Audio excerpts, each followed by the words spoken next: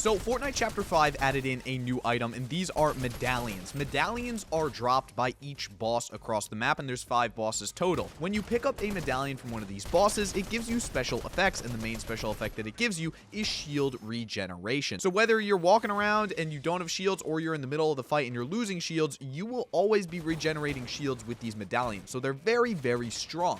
The interesting thing about them is that they are stacking. So if you have multiple in your inventory, you will have a quicker shield heal rate than if you only had one. So today I wanted to answer the question, what happens if you have all 5 medallions in your inventory at once? I went into a custom game, and this honestly is a lot harder than it sounds because these 5 bosses are not close to each other. So this would be very, very hard to pull off in a normal game, but I actually do believe in you guys because their locations are always marked on the map. So I started off over here with the first tiger boss, then I went over to the second boss, third boss, fourth boss, and finally I went over to the last boss to get the 5th and final token. Now, once I managed to have all 5 tokens in my inventory, I need to take some damage to actually see how much these things heal, and it's a surprisingly low number. I'm actually really disappointed that this is not an insane amount, like something like 50 shield per second. This is instead 8 shield per tick. So what this means is that you guys know that the final zone in Fortnite is 10 damage per tick, so that means that these shields are going to heal just a little bit less